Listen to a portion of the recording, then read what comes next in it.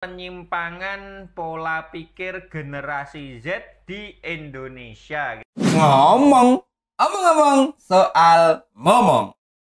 4-7 nggih, Pak D. Ya, tinggal 4 poin. 4 poin, nomor 4 sampai nomor 7 gitu ya, tadi reviewnya. Langsung saja nih. Kita langsung on point, Pak Ditum. Jadi yang keempat, rendahnya etika digital. Oh, ini etika dan keterampilan ini ya, malah ya. Iya. Generasi Gen Z sekarang ini mayoritas mereka tidak memiliki etika di dalam digital. Seperti apa? 1, etika di dalam mengunggah konten. 2, etika di dalam menerima atau berinteraksi konten gitu. Termasuk mungkin komen-komen gitu ya. Ya, bisa 1 mereka ngunggah, 2 komen, ketiga mana yang mereka follow. Ya. Yang mereka follow. Mereka masih sangat rendah di sana. Kalau saya contohkan gini, banyak nggak hari ini anak-anak yang kelahiran tadi ya, 2012 ya. Ya, 97 2012 ini. Mereka yang bahasanya noraknya itu di dalam dunia digital itu mereka mengunggah hal-hal yang sifatnya di zaman dulu termasuk privasi. Contohnya paling gampang ya, ngumbar aurat gitu. Unggah konten itu ora duwe izin. Urat malunya sudah putus. Di dalam memberikan konten itu bisa dibilang 100% sampah. Beretika di dalam dunia nyata pun menjadi rendah karena kebanyakan sudah waktunya dihabiskan di dunia maya. Kalau menurut survei Indonesia ini rata-rata orang Indonesia usia 40 ke bawah itu mereka menghabiskan waktunya di hadapan handphone itu 5-7 jam. Kayak wong kerja ya Pak Ditum ya? Kayak wong kerja, sidik-sidik buka. Gimana Pak Ditum? Ada penanggulangannya enggak ini? Karena kan memang eranya nih, era teknologi, era sosmed, apalagi sekarang tambah ada AI. Kemarin kan baru ada yang banyak tuh, tiba-tiba AI katanya hari pertama di neraka gitu kan. Gimana ini Pak Ditum nih? Ada penanggulangannya enggak ini gitu? Apa yang mereka melatar belakangi seperti ini? Yang melatar belakangi ya budaya turun-temurun. Yang kedua adalah tidak ada respek atau tanggapan teguran dari lingkungan, utamanya rumah. Solusinya bagaimana? Nah, solusinya ini memang harus diselesaikan bersama-sama. Ya. Tidak bisa parsial. Memulainya dari mana? Memulainya dari yang sadar. Yang sadar seharusnya siapa? 1, para guru. 2, para tokoh masyarakat. 3, tokoh agama. Ya sampai kepada orang tua itu menerapkan contoh yang baik, mengajak yang baik. Betul. Kalau ada yang keliru, ditegur. Gitu ya Pak Ditum ya. Orang kok mergo anaknya ngamuk terus ditegur, bukan ya. Ini nek salah ditegur gitu ya berarti ya. Ya, karena kalau nggak ditegur nanti malah jadi kebiasaan. Pembenaran tadi ya. Melakukan 1 kesalahan, 2 kesalahan, 3 kesalahan nggak ditegur, mau negur yang keempat jadi berat. Mas sekali langsung tegur. Lanjut ke poin kelima, penyimpangan pola pikir generasi Z. Poin kelima adalah kesehatan mental yang rentan. Ya, jadi anak-anak sekarang di situ punya ancaman, yaitu kesehatan mental yang ringkeh. Anak sekarang itu 50% dari survei itu mengalami kekhawatiran. Yang khawatirkan itu bukan karena mereka tidak bisa menyembah Allah, itu enggak. Tapi yang mereka khawatirkan adalah kalau mereka itu tidak bisa setara dengan yang lainnya. Jadi tuntutan lingkungan dengan adanya media sosial itu menjadikan anak ini tergerak, aku kudu koyo kae koyo ngene, aku koyo ngene, banding-banding tadi. Kan semua yang di-upload di sosial media itu masih apik-apik toh. Betul. Orang sing rekoso-rekoso. Ya ndak, itu sedih-sedih, sing pamer-pamer kuwi. Betul. Namun pamer apik. Artinya apa? Di media sosial itu sering yang diberikan adalah halusinasi, bukan kenyataan. Tipuan, tidak nyata gitu loh. Karena apa? Ketika mereka 97 sampai ini ya 2012 ya. Iya. Mereka ketika bekerja itu tidak sedikit mereka itu yang bekerja hanya untuk mencari validasi. Koncone kerja, aku gak kerja. Aku nek gak kerja diomong tonggo. Wis yang penting tak golek kerja sing prestis. Ini saya jadi bayangin kok kayak seolah-olah hidupnya kayak gak realistis gitu ya Pak Ditum ya. Sekarang memang banyak hidup yang tidak realistis. Mengejar angan gitu ya. Ngejar angan. Mentalnya tuh rentan. Penyebabnya mereka karena tidak punya pondasi, orang tua tidak memberikan pondasi. Pondasi berpikir untuk hidup. Ya, pondasi. Bahan pendidikan paling dasar dari rumah. Lah pondasinya apa? Nah, satu pondasinya yang bisa dibekalkan kepada anak adalah tauhid. Yang kedua pondasinya adalah pengalaman. Maka yang ditemui sekarang jadi terkenal generasi stroberi. Agar ning tempat kerja kayak tugas iki dikoreksi tugasnya, motong, minta resign, minta bali.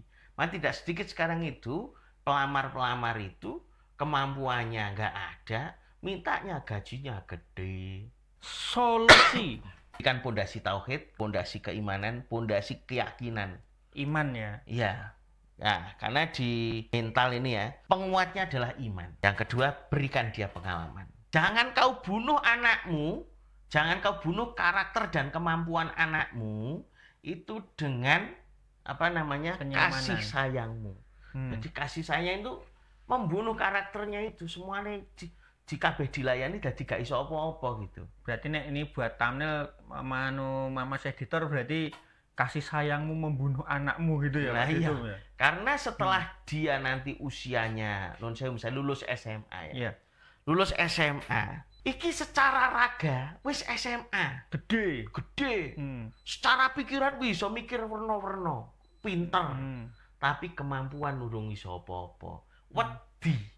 Arep rono wedi. Karena biasanya didampingi oleh orang tua. Arep rono wedi. Nah, mungkin barangkali juga ada anak-anak yang bingung mau daftar kuliah harus diantar oleh orang tuanya. Padahal daftar kuliah loh. Oleh didampingi orang tuanya, sing ngisi formulir orang tuanya. Nah, macam-macam. Nah kok kerja terke wong tuane, sing ngisi formulir wong tuane. Pas kerja apa ya sing garap wong tuane kan gitu. Nah, jangan sampai sing sekolah nanti wong tuane gitu. Iya. Gitu ya. Nah, ini kesalahan orang tua, maka dia orang tua sendiri yang menanggungnya kan. Oke. Poin ke-6 untuk generasi Z gitu ya. Pola pikir tetap atau fixed mindset. Gimana nih Pak Dito? Ya, fixed mindset itu berpikir stuck, ora gelem maju. Bagaimana berpikir stuck, ora gelem maju itu? Satu, berkeyakinan bahwasanya apa yang dia dapat itu wis takdir. Jadi nggak mau belajar yang lain. Oke.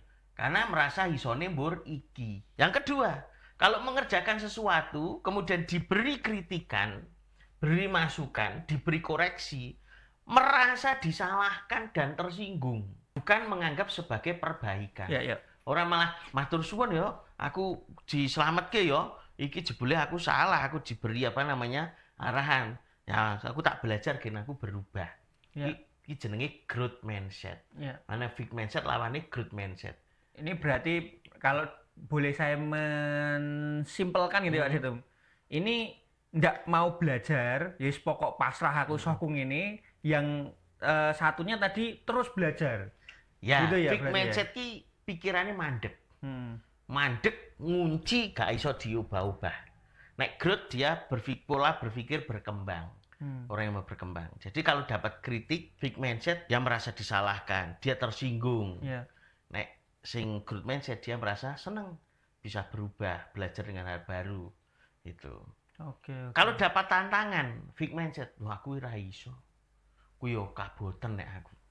Aku yo ora kuat nek kuwi. Tapi kalau growth mindset dia akan bilang begini, ku memang ora iso matematika. Tak jajali sik. Jal warai pisan meneh, jal warai pisan meneh, jal warai pisan meneh, gitu.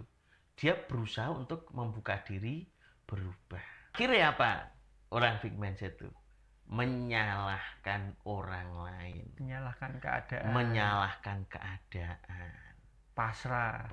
Lah iya, kae sugih wong pakne sugih.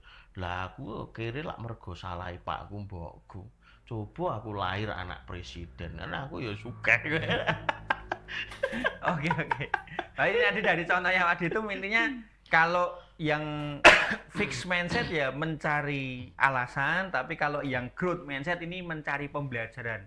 Kudu piye sih? Kudu piye sih kan gitu ya. Tantangan gitu ya. Satu menghindari tantangan. Tapi bisa dirubah nggak Pak Dito? Kalau kemarin mungkin berarti aku fixed mindset tak ada di growth mindset, bisa nggak Pak Dito? Cuma orang yang punya fixed mindset tidak punya pikiran seperti itu. Lanjut ini yang ke-7 ya. Yang ke-7 adalah ketergantungan pada konsumsi instan. Konsumsi apakah ini Pak Dito yang instan? Konsumsi perut dan konsumsi otak. Oke. Semua seneng instan. Instan ya. Sekarang bisa dilihat kelahiran anak usia 24 ke bawah. Bisa dicek sing hobi baca itu berapa orang. Sing kuat baca banyak. Butuh info, tekok wae ChatGPT. Ya toh. Dia suka yang instan. Makanan wes sekarang apa wis sing ora instan. Mas Arif mau sate, mau rendang, mau soto, mau ayam bawang, mau geprek, masaknya di HP. Masaknya bisa di HP. Iya benar. Masaknya di HP. Wah, instan. Sekarang kopi, banyak instan lewat HP. Iya. Ini sekarang sudah tidak sesusah. Rutenya itu tidak sesusah orang dulu. Instan. Maka beberapa dosen di luar negeri ya, utamanya di Eropa ya, itu sekarang menyuruh kepada mahasiswanya tidak boleh nulis pakai HP. Nulisnya pakai tangan. Karena dengan tangan itu kalau guru akan mengatakan dia itulah yang disebut elaborasi dan konfirmasi. Serba instan, jurnal instan, tontonan KB instan. Maka orang pengen kerjone instan. Terprovokasi oleh sosial media bahwa hanya dengan HP punya duit banyak. Maka kita punya PR besar orang tua untuk menyelamatkan generasi kita. Jangan biasakan kasih instan. Karena nanti hidupnya akan instan. Urip delok seneng bar kuwi sehat, bar ki sehate delok bar ki lara mati. Mereka tidak kuat menghadapi kenyataan yang pahit-pahit. Karena sukanya instan. Kalau ada yang mudah, kenapa yang sulit? Ya. Tapi sebetulnya instan pun mie instan ya kudu digodhog loh. Iya. Ya, jadi ya enggak instan banget kan ya Pak Dito. Tapi kan lebih instan kuwi daripada dadak masak sego, masak sayur, ngeliwet, jangan ngiris berambang, bawang, lombok. Kuwi karek cur cekrek bumbune cur rampung kok. Masuk ada pertanyaan Pak Dito. Oh, nah pertanyaan. Itu langsung nyambung ya Pak Dito ya. Oke, ini dari Bapak Suat. Betul maksudnya? Bapak Suat di Jepara ini Pak Dito. Bismillahirrahmanirrahim. Pak Tumidi dan Mas Arif, bismillah. Apa yang menyebabkan Gen Z menjadi minim adab, mager dan lemah dalam berjuang? Minimnya interaksi ortu dengan anaknya, lemahnya orang tua dalam mendidik dan selalu kalah dengan keinginan anak, orang tua membiarkan anak asik dengan hiburan digital, figur guru yang semakin sulit didapati menjadi teladan ideal, lingkungan yang cuek dengan setiap perilaku dan kebiasaan buruk, tidak ada yang beramal ma'ruf nahi mungkar. Apa solusinya Pak D? Wah, akeh tenan gue. Betul.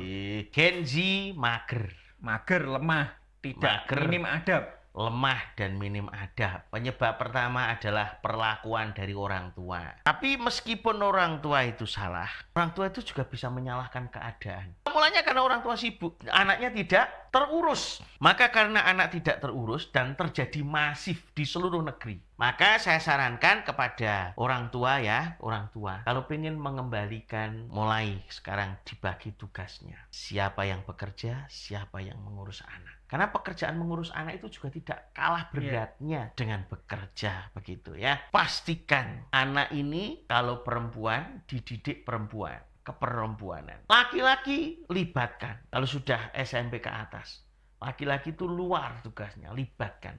Hal-hal yang bersifat luar, libatkan. Supaya apa? Mendapatkan pengalaman dia untuk bisa survive itu ada pengalaman. Pak Dito mungkin ada yang ingin dipesankan lagi sebelum kita closing? Memang untuk perubahan kita mulai dari diri sendiri. Pengen anak baik ya kita sebagai orang tua berusaha baik. Ngomong soal momong.